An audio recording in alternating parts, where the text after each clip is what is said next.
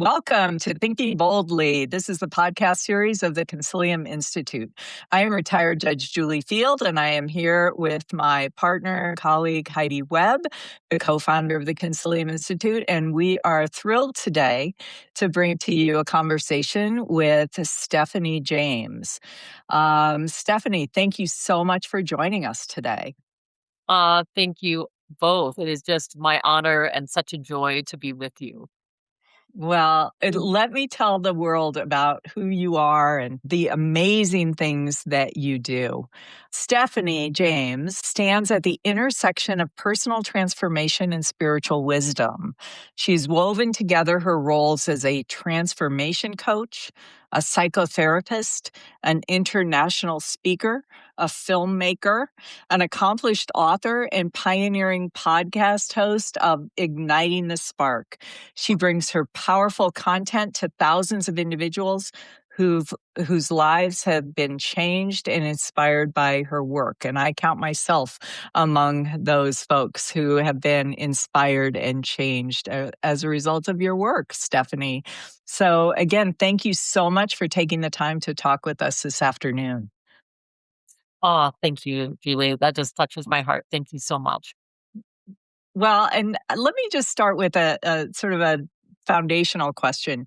What is a transformation coach? I think a lot of folks that are listening have other kinds of coaches in their life: divorce coach, professional coach, soccer coach. What is a transformation coach? Yeah, that's such a good question. I get asked a lot the difference between as a psychotherapist, I have one type of client, and as a transformation coach, I have a different kind of client. And so I would tell you it helps to illustrate it by kind of telling you the difference between the two. And when someone comes to me for psychotherapy, they're usually at a place in their life where it's a pain point. And so something isn't working, either emotionally, behaviorally, relationally, something's happened where there's an impasse. And so they're coming so that they can learn specific techniques of how to help themselves feel and grow through that. When I get a transformation coach, or excuse me, a transformation client, what's happening is someone's already at a good place in their life. And they might be noticing, I'm ready for expansion. I'm ready to take my life to maybe a different level of being that I don't even know how to get there. But I know I can kind of see that these are the areas I want to grow in. And Mhm. so it's what I love about transformational coaching is it's working with someone on their strengths, breaking through, limiting beliefs and helping design a plan to really it's so tailored specifically. I mean, of course there's crossover in this, right? But it's Mhm. really specifically tailored where when someone's like, I want to get from here to here. And I'm already in a place where I feel good, I'm ready to grow, and I just need that extra little help. Like, how do I thrive? How do I allow myself to see myself maybe in a bigger capacity than I'm able to right now? Mhm. Mhm. And do people come to you for your transformation coach um, help when they're at you said, I think, an inflection point, right? So it could be they're retiring, they're divorcing, they're going back into the workforce. Are those the kinds of places and opportunities that you see people coming to you and taking advantage of your work as a transformation coach? Yeah, I mean, you really nailed it. I think as a psychotherapist, a lot of times as a trauma specialist, I have a lot of people that are coming in just out of some kind of trauma. And when someone is having, again, it's a place in their life where there's transition, right? There's something happening, as you said, they got out of grad school and they're like, I can't find a job, and what might be limiting me? Or I've had people come and they're like, I've started to do this business and I'm scared to death. What's getting in the way here? So it's really about expansion. And what's fun for me that's a little bit different than being a psychotherapist with a transformation coach, we get to go into all kinds of areas I mean, whether it's pranayama breath work, kundalini yoga, where I'm really utilizing so many different modalities, whether it's all the way back to some of Tony Robbins' incredible priming techniques, Mhm. that help people really learn how they can start their day in a way in which they can be primed to thrive. And also, so it's really, I would say it's utilizing lots of ancient wisdom with Mhm. modern transformation tools. And that marriage really creates a beautiful result in people's lives. And I mean, in both cases, it's such a joy to watch people. To me, it's like the deepest honor to watch people grow and heal. To be witness to that is Mhm. phenomenal. I've heard you talk at some point, Stephanie, also about sort of the intersection with spirituality in transformation and psychotherapy. Can you talk a little bit about how you see those being integrated or related? This is 19 years as a psychotherapist and 30, God, I hate to say this, 37 years in the mental health field. So I've had a lot of experience in understanding different walks of life. I've worked with populations from developmentally disabled to seriously mentally ill for 3 years, working just solely with paranoid schizophrenics, adolescent psych, adult psych, hospitals, and geriatrics. I mean, I feel blessed that I've really been able to work in the realm as well as 10 years in the school district. Mhm. So getting to see all kind of different walks of life. And the thing is, what I find is even if someone's agnostic or atheist, it's really there's that inside of them that they might not label as a higher self. They might not label it as a higher consciousness. But when they're able to tap into that part of themselves, maybe it's their own inner wisdom, we can call it. We don't have to call it the divine or God or anything like that, but it assists in the healing process. I mean, that's why it works so well with AA. If Mhm. if you Mhm. know anyone that's in a 12-step program, having a higher power is one of the essential pieces. So I know people that literally have had as their higher power, like a cartoon animal or someone that, they said, okay, this is as far as I can go right now. Right. But when we access those places, like I said, I just feel that that's one of the beautiful things I've witnessed is when people get more in touch with that, what I would call divine spark within them, Mhm. whatever they call it. It truly is an aid to the healing So, process. It's a deeper wisdom they can tap into. do you feel like that was for yourself sort of an evolution of your own growth that you sort of these things coalesced, or were you always sort of inclined to merge these fields together? Like maybe it's a chicken and egg sort of question, but I'm curious when that came together for you this way. Yeah, that's a great question. I can tell you, I remember about 15 years ago being so excited when I would read the research that was really merging psychology, spirituality, and science, and how that was just huge as it started blossoming. We had people like Bruce Lipton and Eckhart Tolle and, Mhm. Mhm. even Joe Dispenza, people that were bringing this forward, Greg Braden. Um, and so it went from being something that was woo woo to something that was actually acceptable and that there was science that would back it up or psychology that would back it up and those things would merge. I would tell you, Heidi, that from a very young age, was very aware of being a spiritual being. I was Mhm. very in touch with that. So that was always a part of who I am. Mhm. Mhm. And so it was always for me just kind of a natural pursuit to be a spiritual seeker as well as I really did. There's a picture of me that's so funny that my mom has, and I'm probably about 4 years old and I'm wearing this blue fuzzy coat, and I'm beside a little girlfriend who has her little brown fuzzy coat on, and I have my hand on her shoulder, and I'm looking at her in this, like, totally empathetic way, and it's the funniest little picture, like, "Oh my god, I was already being a counselor, at 4 years old." I'm like I'm, like, doing this, like, deep listening, and I'm, like, tuned in, and, um Fun.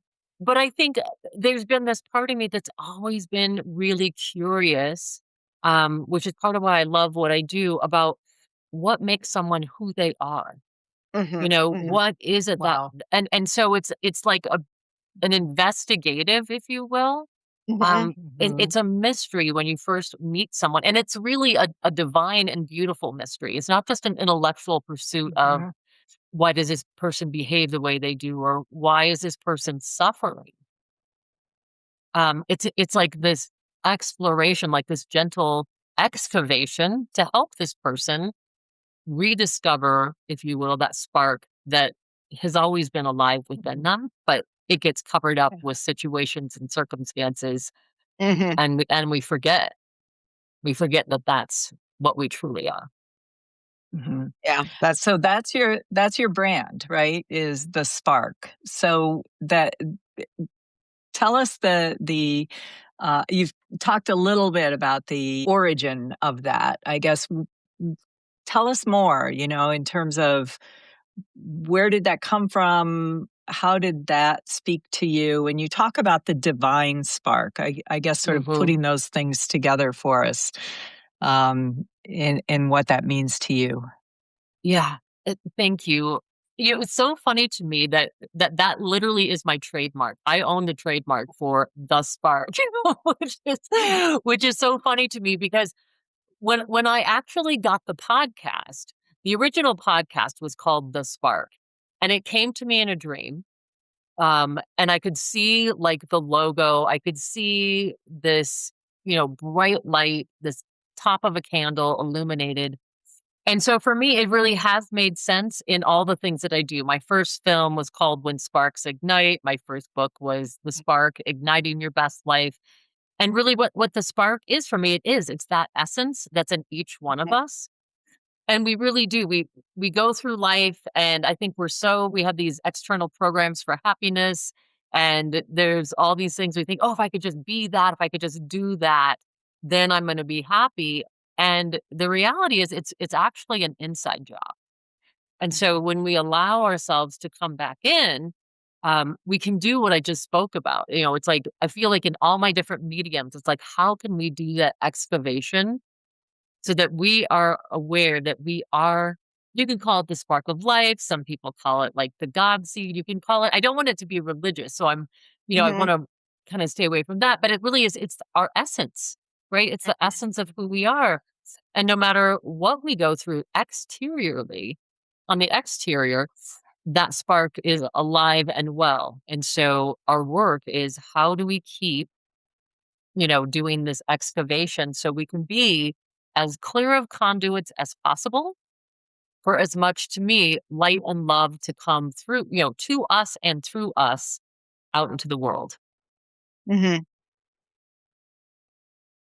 Yeah, it's interesting. I mean, it's almost like these various, siloed thinking systems, spirituality, psychotherapy, transformation. I mean, they're all sort of parts of a whole in a sense, and they're all sort of prisms onto yourself.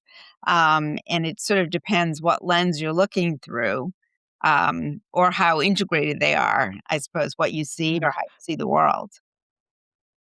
That's just it, and so my job isn't to get anyone to think any way that I do. A lot of people, I did a post about this not too long ago. I did a video on Facebook about how, and Instagram, about how there's all these influencers right now, and that's a big thing, for people. I want to be an influencer. Right. And what my video was about is I said, I don't want to be an influencer. I don't want to influence anyone to do anything. Instead, I would like to be an infuser. I'd like to help people, Oh. infuse people with belief in themselves. I'd like to Mhm, infuse Mhm. them with their own Mhm. sense of love and infuse them with a Mhm. belief in themselves. So I don't need to mhm, influence them. It's not about me. It's like I again I feel Mhm. very humble at times, and very grateful that I can be a conduit for that to come through me, to Mhm. help people to truly heal themselves. mhm, mhm, Well, and you may not be an influencer, but Boy, you sure are everywhere. I'll tell you. when I and you influence people obviously by Influential. yes, you are influential, not Thank you. necessarily a quote unquote influencer, right? Because Yeah, yeah, influencer is so, to me, it's so surface and what you yeah. Exactly. do is so deep, right? So I Mhm. love the infuser versus influencer. Um, but you've been doing a lot of thinking and writing and sharing of your wisdom with folks. And I want to talk just briefly about your books and what you've written. And I love the title of your book, actually, all of your books. I love the titles of your books, but Becoming Fierce. Tell us about that. Tell us about becoming fierce and what that means to you and what that should mean to people like me that read your work. Well, thank you. So I have to tell you an interesting little story that goes with that title because I was being interviewed by Karen Curry Parker on her podcast for my first book and The Spark. And as we were getting close to the end of the interview, she says, "Well, Stephanie, what's next for you?" And I said, "Well, it's interesting." I said, I'll be at a stoplight and I'm scribbling on a piece of paper an idea that's coming through, or I'll be at a stop sign and something will just hit me. And so I'll write it on a scrap of paper." And she's like, "Oh, you must have another book coming through." And I said, "I feel like there's a book coming through." Well, we get done with the interview. We're off the recording. And she said, "Stephanie, I don't know if you know this, but my partner and I own a publishing company and we'd like to publish your next book." Oh, And so, wow. I mean, it was so wild, so serendipitous. And so she Yeah. said, "I want you to meet with Michelle Vendetta tomorrow. And I'm going to set up this uh, interview or this conversation." And so I meet with her. And as I'm speaking with her, she's like, "Stephanie," I was sharing a little bit of my own personal story and part of what I was thinking the book was about. And she said, "Stephanie, you are fierce. You are fierce."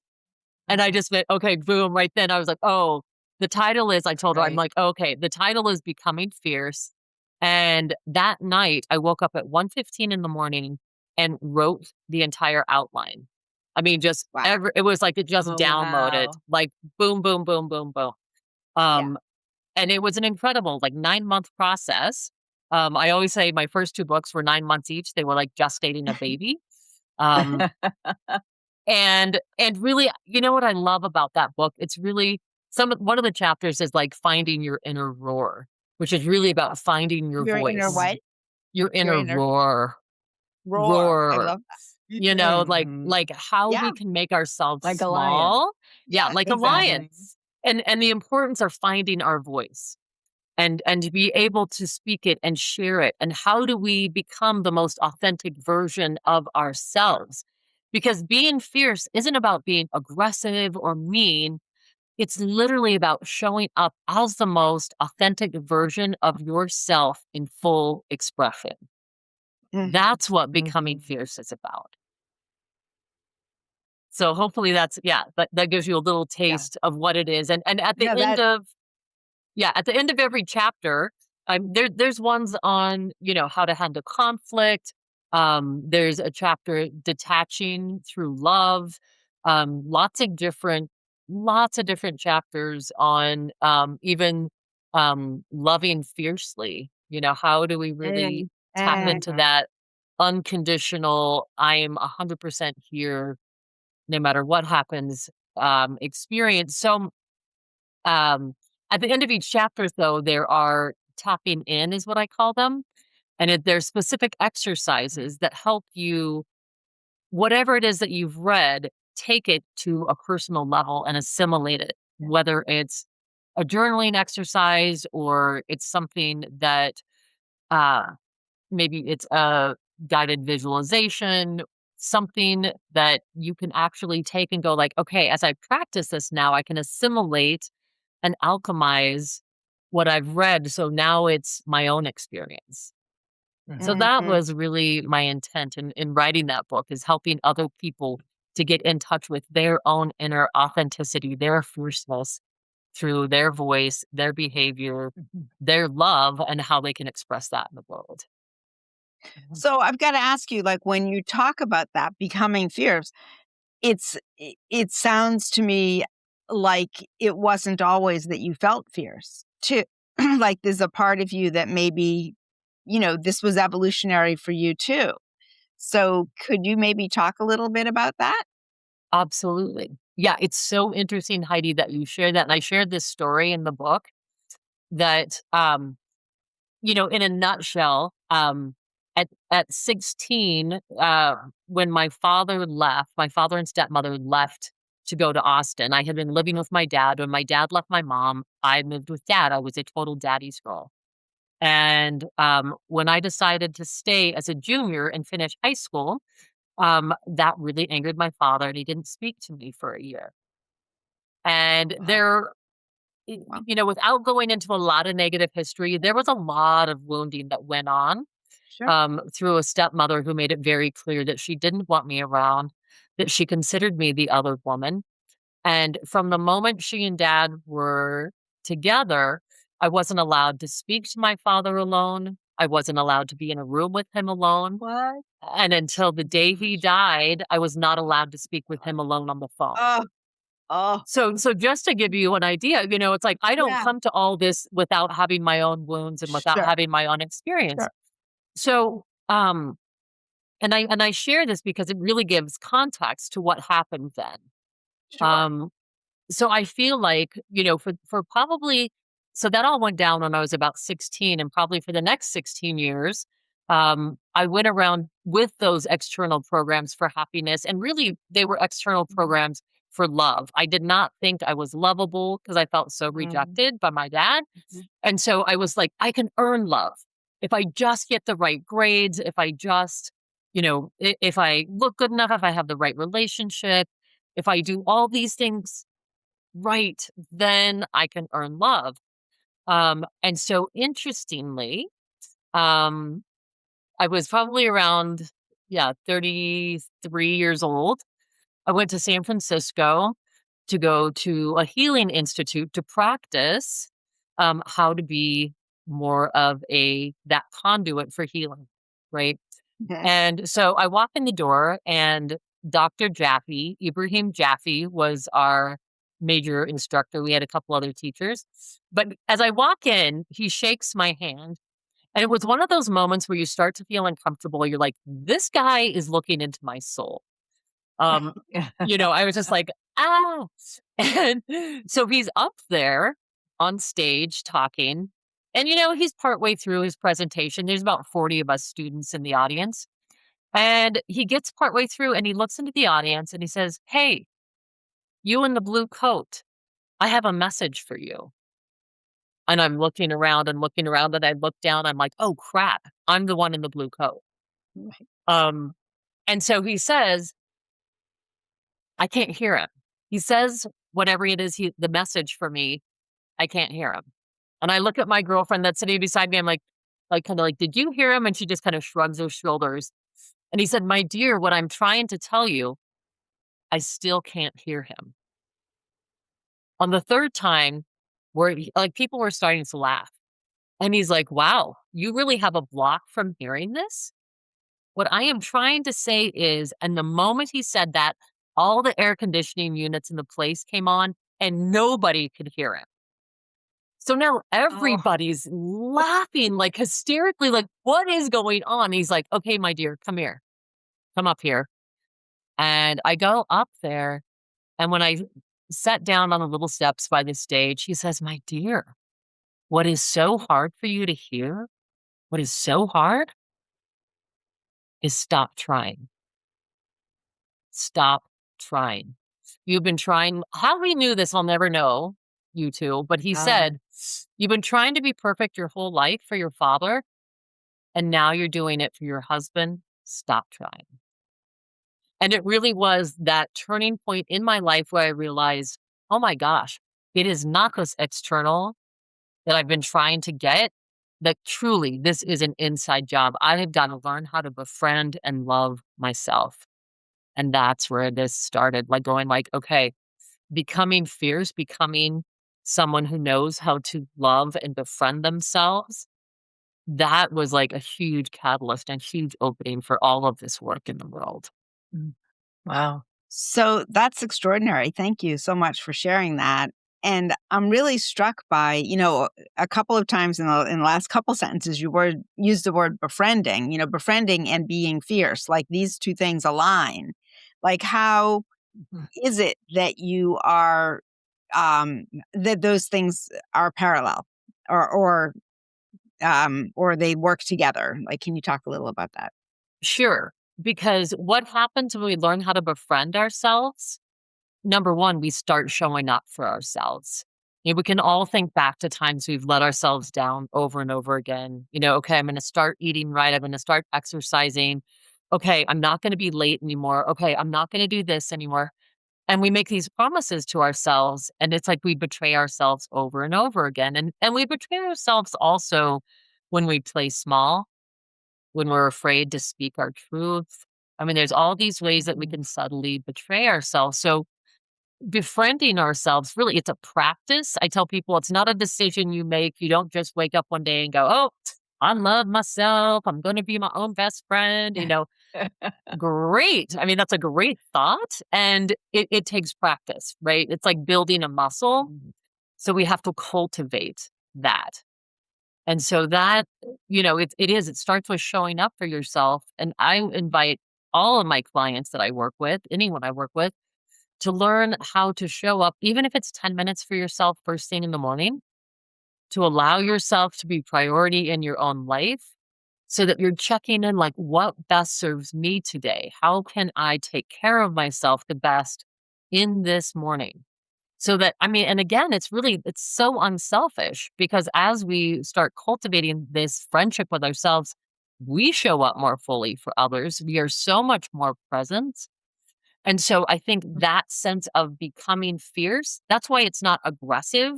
That's why it's Mhm, not mhm. this other energy that can Yeah. come when we're not resourced. So Mhm. truly becoming fierce is like, I'm holding on to myself.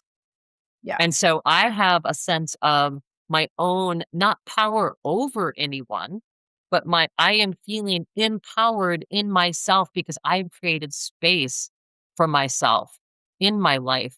So I can show up as the most grounded, again, most fully authentic person I can be in this moment. Mhm. Mhm. It's also, I think, very intentional. And, that intentionality, I think, makes you be more reflective about what else you do. Yeah. Yeah. Yeah. So many of our listeners are people who are experiencing divorce, or they are professionals who are working with people who are experiencing divorce. What you've described in terms of the work that you do and being an infuser and a transformation coach, if there were one lesson that you would whisper to the folks that, like your professor did to you, that Mm. you would whisper to folks who are on that journey, what would it be? Mm. Interestingly, when you said that, the first thing that popped into my mind, and this isn't anything I've ever rehearsed or maybe even spoken in an interview. I've been in hundreds and hundreds of interviews, and what came to me, the whisper I would say is, be kind to yourself, Mm. to show up with grace and compassion for what you are going through, and that you don't need to show up perfectly in any way. Number one, there's no perfect way to do this. And divorce, whether we want it or not, is a grief and a loss process. And so nobody gets to dictate what that's going to look like for you. And so when we have grace for ourselves as Mhm. we're going through these difficult and painful times, we realize, okay, whatever is up here at this moment, we can hold it. Doesn't mean we stay stuck in it, but just moment by moment by moment, you can get through this. And we don't get through it by saying, oh, I shouldn't be feeling this way and I should be over it already. And I mean, whether it's anger or whether it's resentment or whether it's just deep grief, it's just holding that. That's where the grace comes in. Mhm, You mhm. hold it, you breathe into it in the moment. And when we actually acknowledge what's here, it starts to dissipate. It starts to change. That energy shifts. It's when we're resisting it It's that old saying that what we resist persists. So it's saying, okay, okay, grief, I see you. Okay, anger, I got you. And I can breathe through that and I can get to the next moment where then actually I'm breathing into some expansion, some relief. And I think we only get there through that act of kindness and grace and compassion towards ourselves. It sounds like, the slow food movement, like you slow down to speed up. It's sort of like this going internally and saying, be kind, be great, allow yourself that allows you to expand and to be infused and all the things that you're saying. And I think so often the tendency, especially when people are, in a difficult moment of transition like divorce, it's to deflect and to run and to be scared and not to allow yourself to go internal because it's too upsetting. Oh, and I think one of the things that people can do, and I would invite listeners, is to really look up how you can reset your vagus nervous system. If Mhm. if you do simplistic, there's really simplistic breath work, there's humming, there's literally a rubbing technique.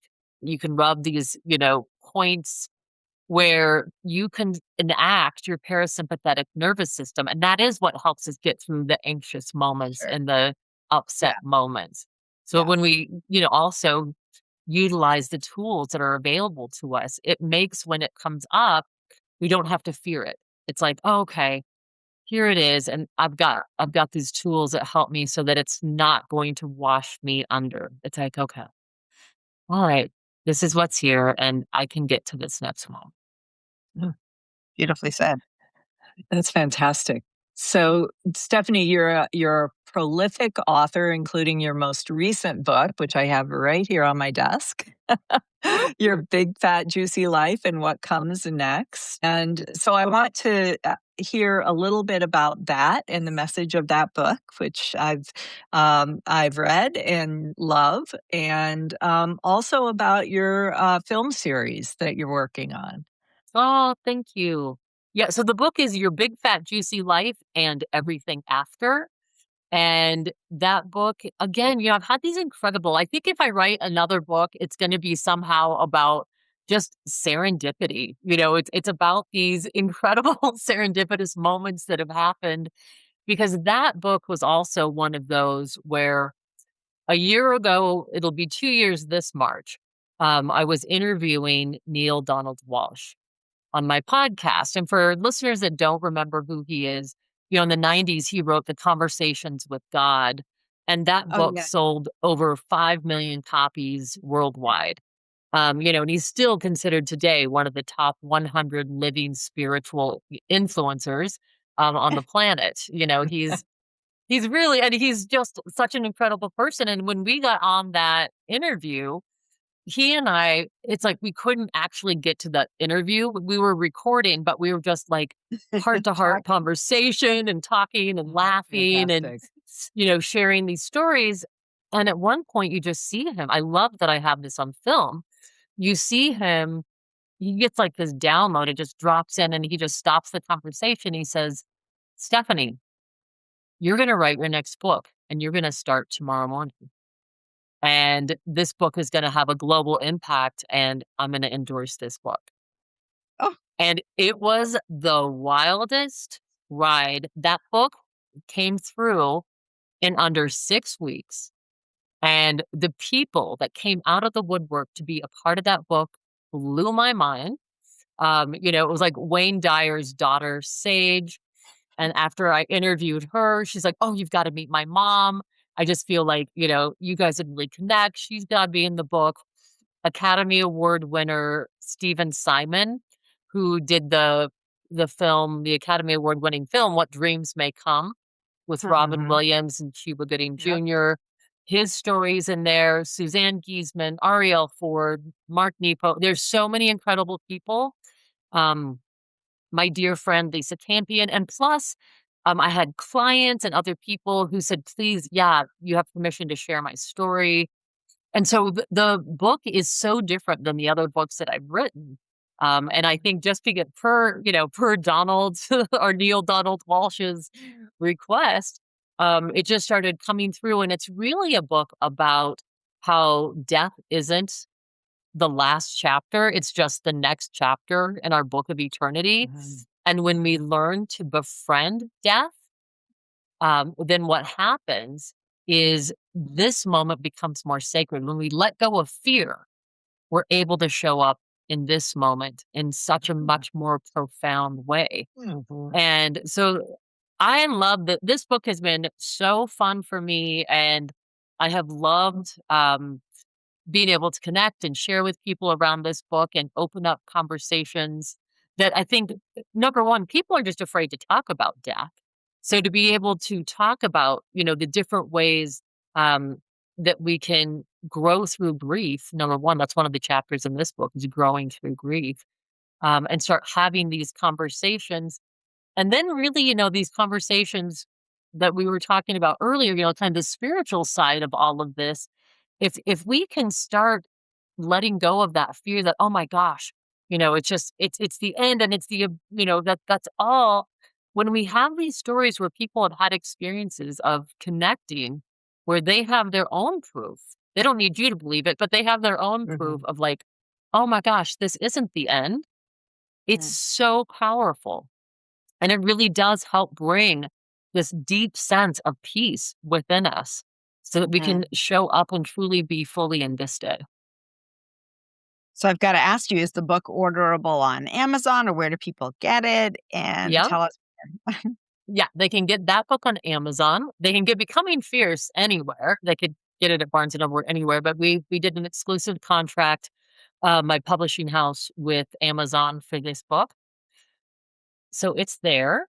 Okay. Um, yeah, and hopefully a Audible version coming out next year. So that's Yay. what's in Yay. the Will you be works reading with it? that. Will you Yeah, be it'll be reading? Are my you the voice. reader? Yeah, I'm the What? reader for sure. Fabulous.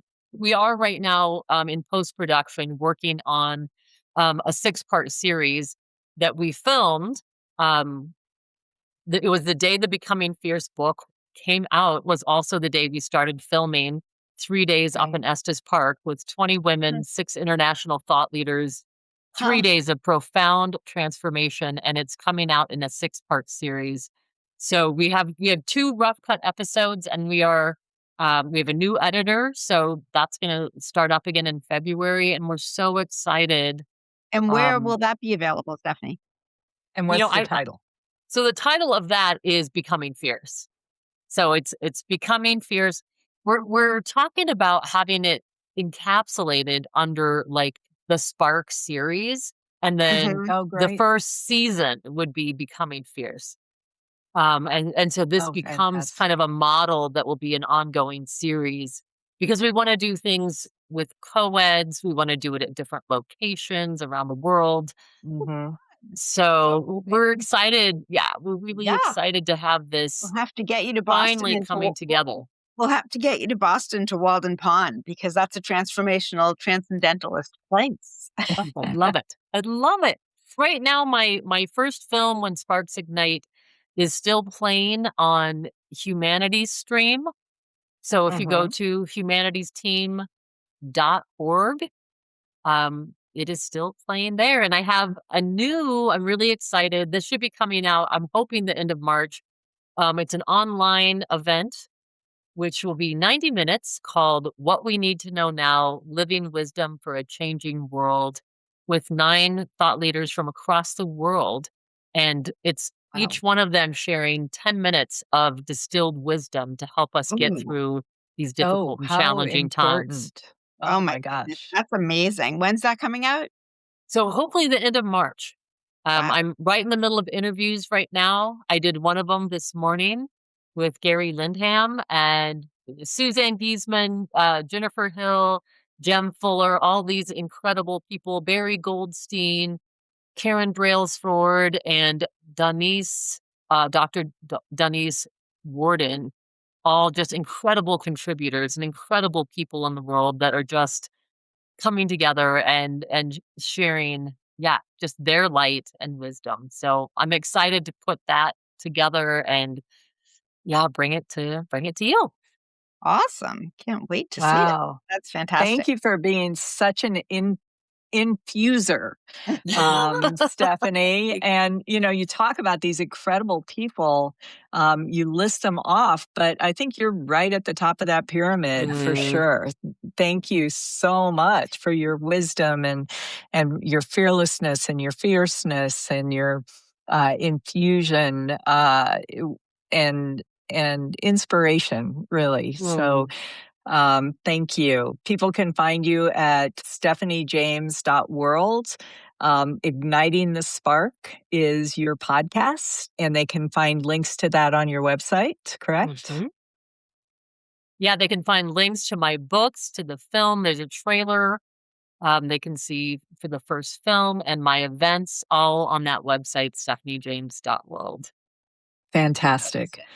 So we'd love to have a conversation with you after your next book, after your film series. Just having additional conversations with you is always so valuable. So thank you so much for your time today and for sharing your wisdom. Really, thank you so much for just spending this afternoon with us. It's been delightful. Thank you both. Thank you both. I just adore you both, and just what a joy to be with you.